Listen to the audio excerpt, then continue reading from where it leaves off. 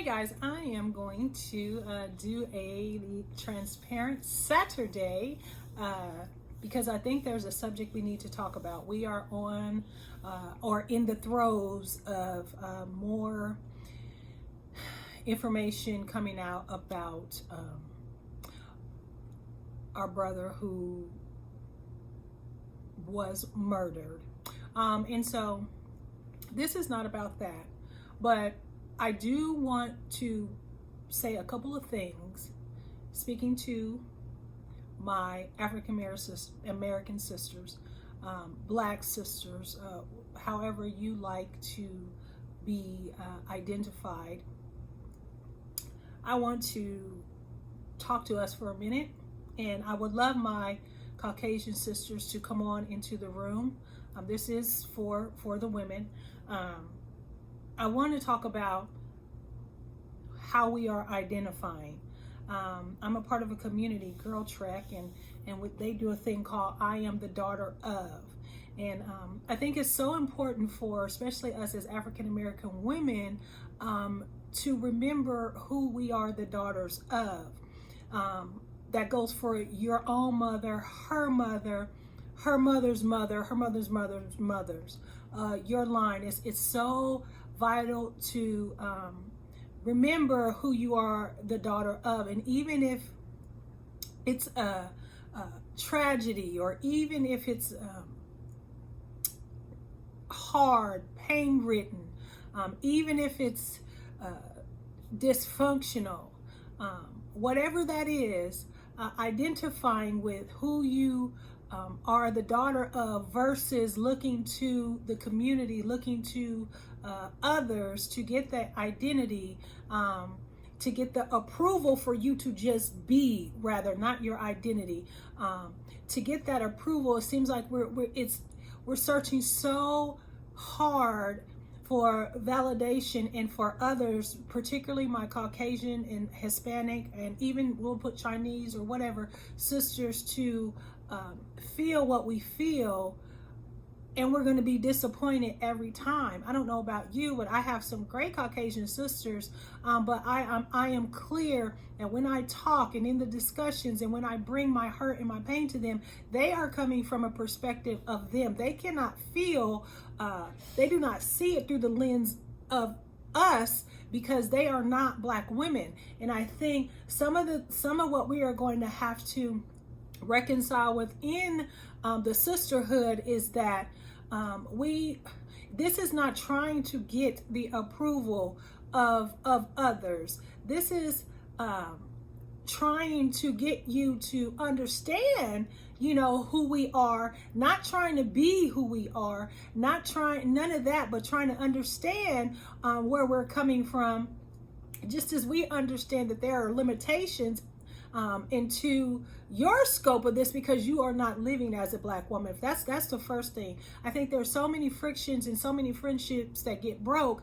Even I know myself, I get irritated when I'm like, that is blatant racism. And then in their view, their perspective, because they have not lived, because they have not experienced what I have experienced, simply acts committed on me based on color, it is foreign to them. It is a concept that they can't relate to, because they don't have that struggle. And so some acts that are committed, they truly, honestly feel that, oh, that wasn't race motivated, though we know good and well that yes, it was. But to them, they don't see it that way because they have not lived our experience. And so I wanted us, sister girl, just to remember, especially in this climate right now, to remember who we are the daughters of.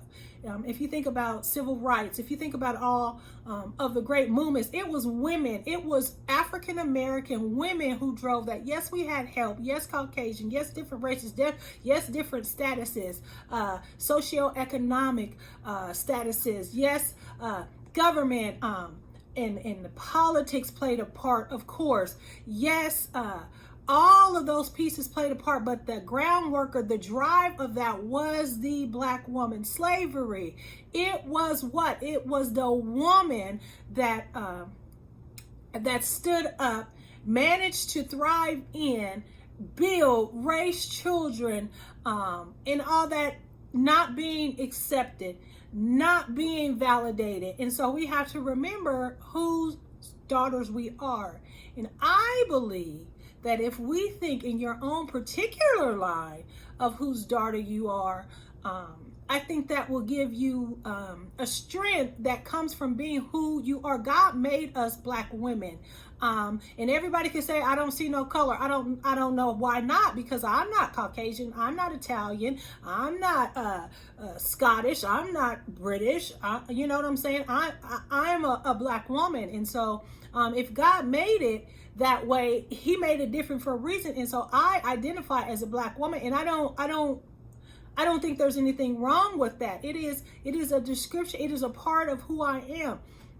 So identifying as a Black woman comes with some things that other races don't identify with. And what we have to do, as Nikki Giovanni said, stop looking to the system in place to give us the validation, to give us the yay, you go girls, that is directly set against us, is ludicrous. I mean, what we need to start doing is identifying with whose daughter we are.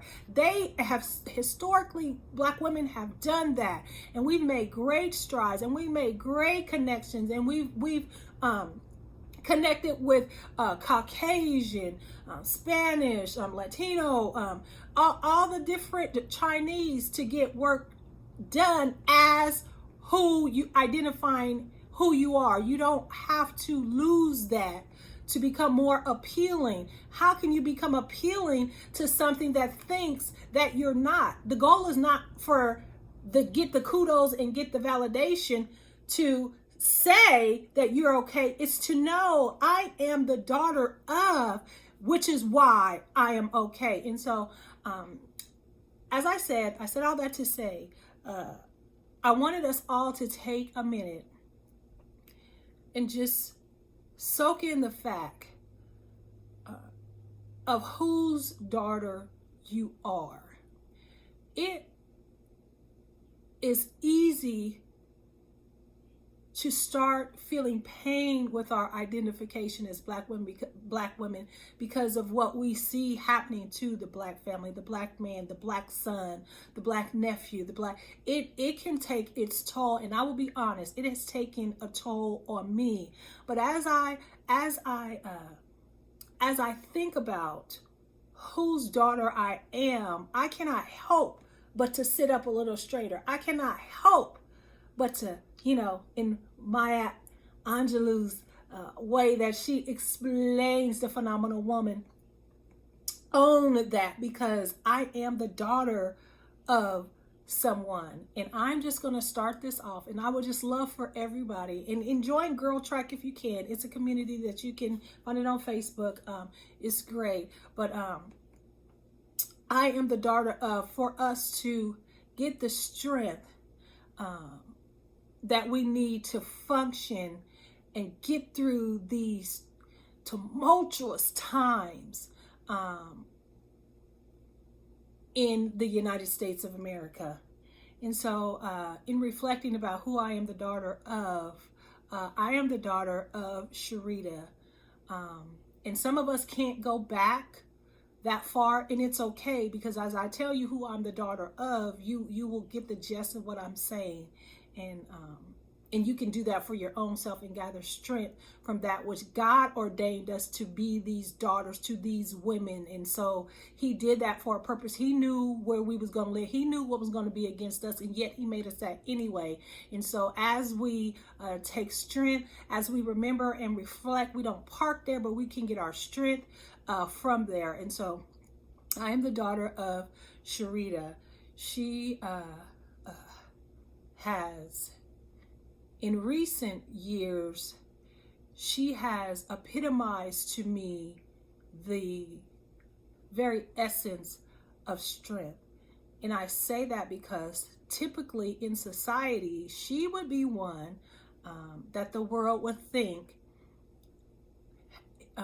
is not a source of strength and courage and bravery, because my mother, Sharita, suffers from severe mental illness. But I am the daughter of a woman who was so brave in the 1970s decided that at all costs she would try to save her children, even at the risk of losing herself, which she ultimately did. This woman was a woman back in that day who left a hometown, Detroit, Michigan, left husband, left all family, even had to leave 2 of the children of the man that she fled from. She was so brave, and she did that, and she came to a Kansas where they didn't understand that it was not a great place for a single African American mother of 2 to come to and make this life. And though ultimately it was something that broke her in one sense mentally, but freed others in another sense, I am her daughter. To be able to leave everything you know, all family, all that, to try to save yourself, knowing that that's how you can save your children, that's bravery. And yes, there's mental illness, and yes, life was hard, and yes, ultimately there was a whole myriad of things that happened. But that one step, I am her daughter. I am Sharita's daughter that was brave enough to leave everything because she understood, I'd rather die trying. I'd rather lose me trying than to being forced to stay in that which was killing me anyway. I am her daughter. Whose daughter are you?